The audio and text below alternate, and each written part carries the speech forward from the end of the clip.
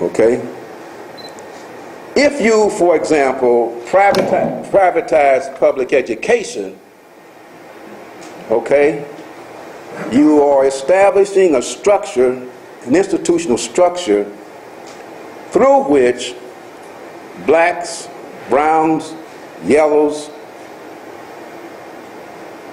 become the focus of, as Carter G. Woodson called it, a miseducation. Okay? Miseducation. And there's talk in Texas about developing 3 types of high school diplomas.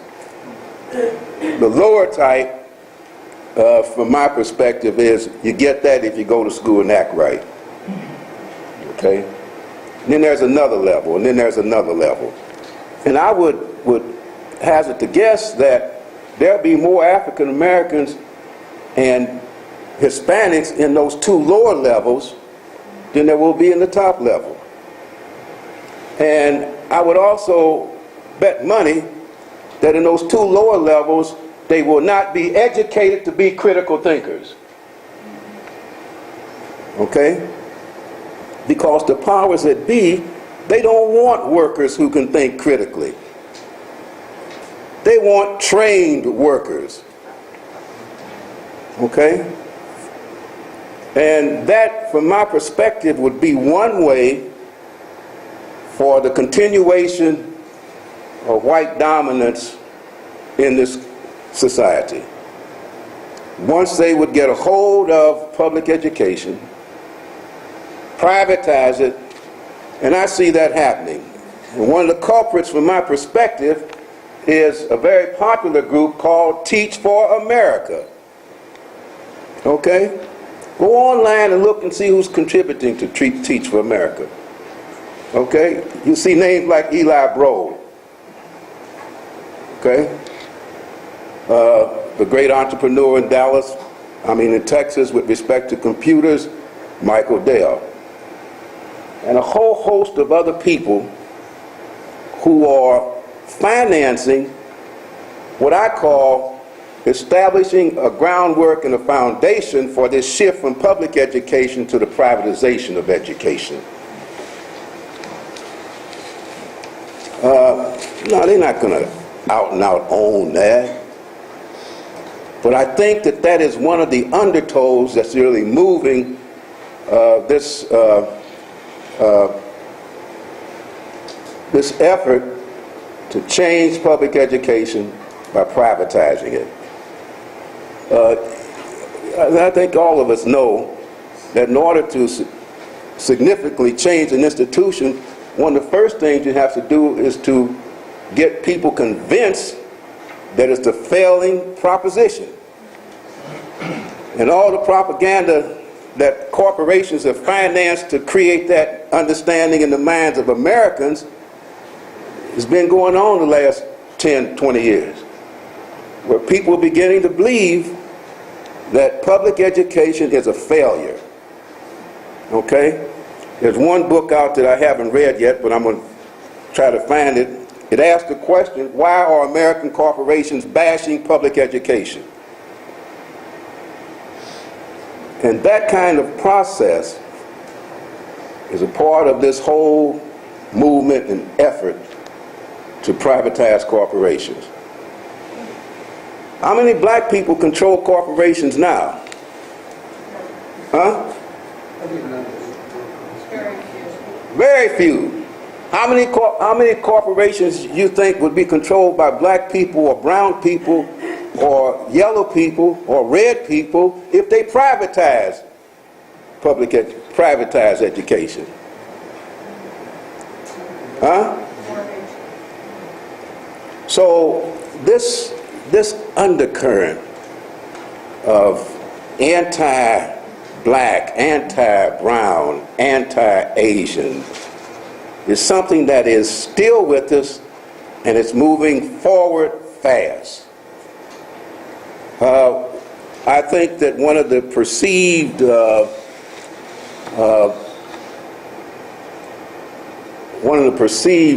problems is that too many white Americans have little confidence in democracy. A little confidence in democracy. It's almost like they believe that if ever there was equality of power in terms of blacks and browns in this country, that they would treat white folks the way black folks have been treated all these years. And I think that that fear is what undermines creating some solidarity that makes democracy work in ways for everybody. A lot of people don't want that to happen. There is an aspect of it that is not racial, and a good example of that is what's going on up there in Wisconsin. You see, those are in the main white folks that they're talking about, robbing them of their collective bargaining power. You see, power in this country does not want a competing force that would prevent power from getting what it wants, how it wants, and to do what it wants. To me, it's really frightening to think that corporations in this country could have their individual representatives in the House of Representatives and in the Senate. Supreme Court decision that said corporations have human attributes is a form of idolatry, pure and simple, a form of idolatry. And so it is that we need to look together as to how we might come to a shared analysis of what's going on, and then proceed to create a response that would pull in the support of blacks, browns, reds, yellows, and whites.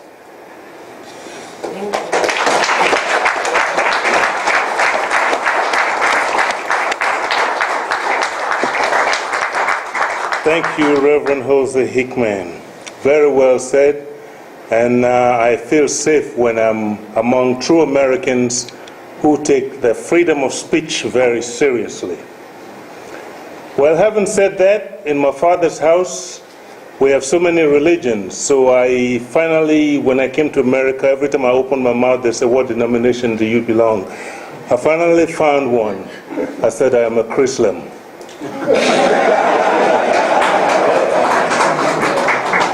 So when you hunt the Muslim, you hunt me. That's right. When you hunt the Christians, you hunt me. Right. I didn't make this up. Go read the Bible. Ishmael and Isaac, they're children of Abraham. But in the days where Google makes sense and Yahoo makes sense, and that corporations now have human attribute, I'm beginning to be scared of the way we interpret things. So, having said that, we've talked about, again, immigration. We've looked at the long past history of our great nation. The reason I still have faith in America and have faith in all of you is that whenever America finds out that its ways are funky, we work hard to change it.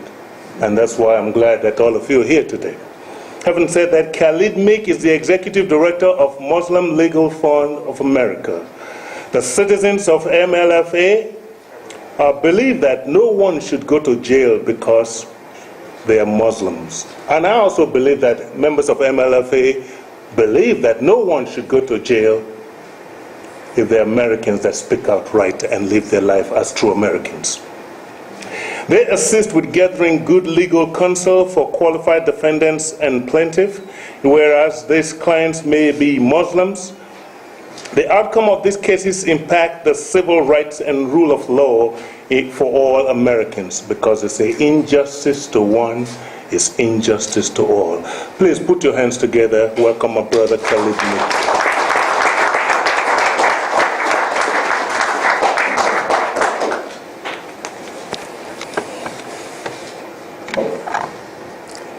Well, first off, I want to thank you for inviting me to be here. I'm honored to be with so many distinguished guests and intellectuals and people who care about what's going on.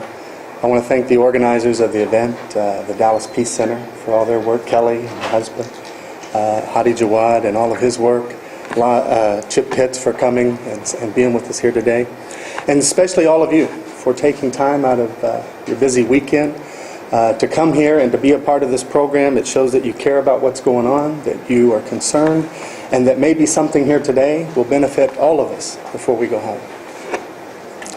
Today's topic we're here to discuss is normalizing crisis, or normalizing crisis mode post 9/11.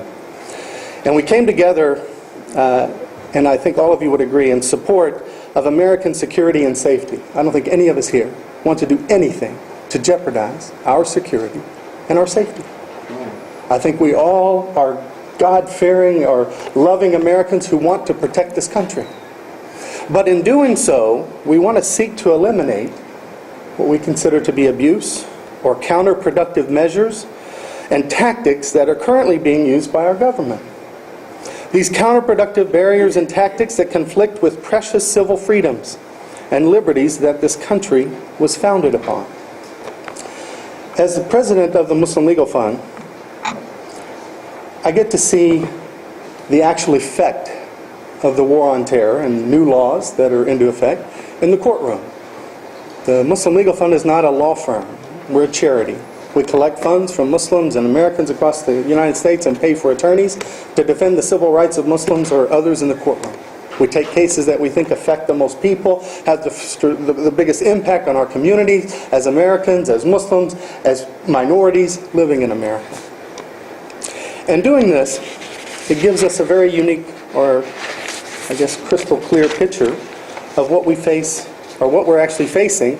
And we want today to share with you some of the things that are going on in case you're not up to speed. Maybe you haven't seen exactly what's taking place in courtrooms, how it's being implemented. Some of this rhetoric that's in the public sector, how is it being translated in a courtroom, and what does that mean to all of us in this room today? Civil freedoms signify those fundamental principles of civil liberties, and political and religious freedoms is granted and protected by the Constitution, as well as the human rights enshrined in the Universal Declaration of Human Rights. In fact, such essential freedoms are hallmarks of democracy and free societies. The vital issue that concerned the American founding fathers in the early days of the Republic was not economic prosperity, or distribution of resources, or the establishment of political parties.